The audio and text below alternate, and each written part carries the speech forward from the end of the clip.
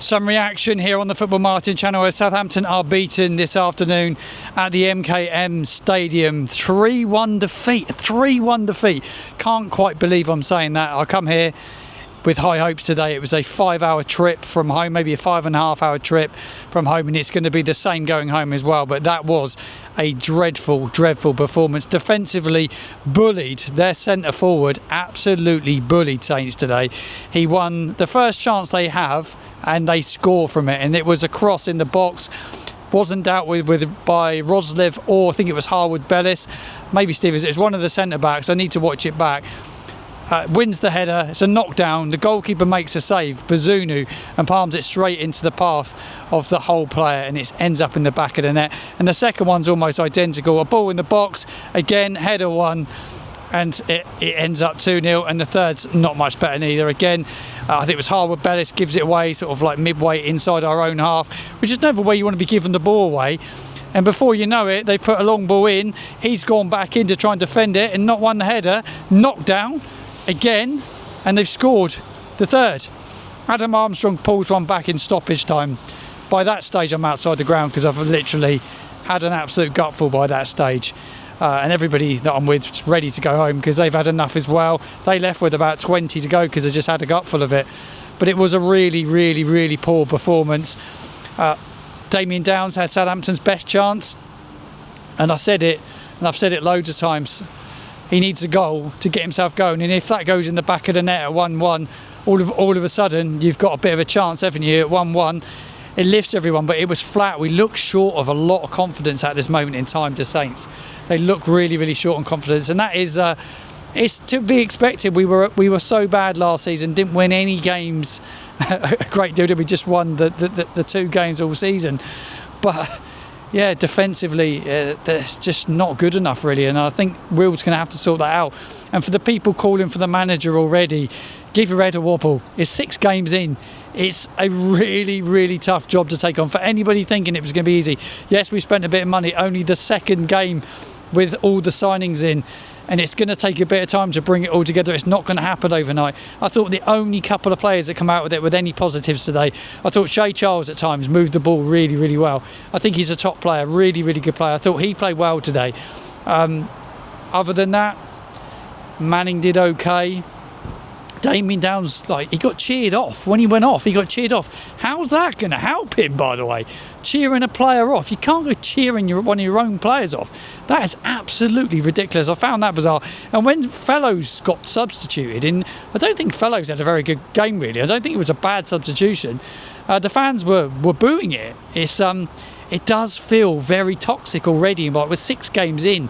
And it does feel toxic. Yeah, it's a terrible defeat, but turning on the manager and players after 6 games is not going to help anyone. I really just don't see that being the way to go about things. Yes, we're all disappointed. Yes, we're all gutted, but don't start cheering players off. And he's trying to adapt to life in England. I'm absolutely freezing cold, by the way. I'm so cold. It is. I'm shivering. So if the camera's shaking, I'm going to try and keep moving. It's only about 13 degrees up here in Hull.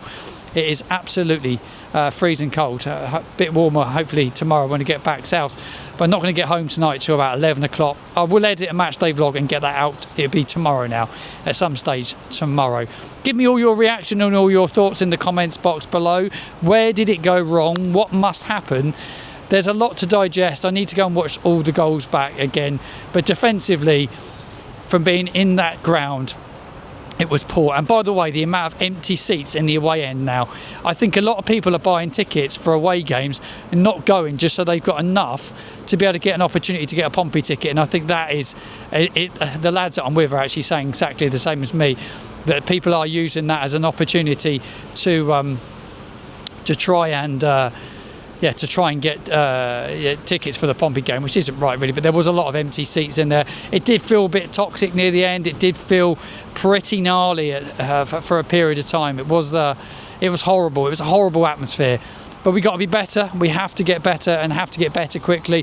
But the problem is we've got to go to Liverpool midweek, and I'm really worried about that fixture. That is just a horrible fixture for us to have to now go and play in, because even if they put their 21s out, they're going to probably beat us, aren't they? Let's be honest. But next weekend it's the leaders Middlesbrough at home, I watched them last night. They play with a big striker as well, physical side.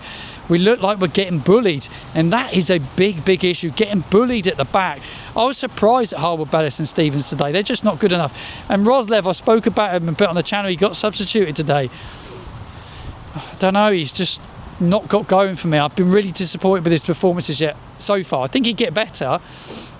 But we look better with a 5, by the way. Everyone called, oh yeah, we don't want to be playing with 5 at the back. We need to go with a 4. And since he's gone with a 4, it's not worked at all. We've actually looked worse since he's gone with a back 4 and with the 4-2-3-1. It's just not working. But we will pay the price.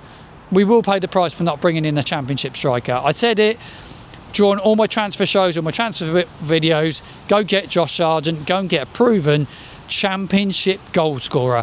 We do have one on our books, and he scored today, Adam Armstrong. I still think we have to find a way to accommodate him and get him in the side. I think that is a must. Give me your thoughts on that in the comments box below, because where else are the goals coming from? If Adam Armstrong isn't in the side, who else is going to score the goals? But I'd definitely be looking to bring him in and finding the way. How do you accommodate him? That's the big question. How can you get Adam Armstrong in this side when you've bought all these players? Finn Azaz, by the way, struggled today. He couldn't get into the game at all.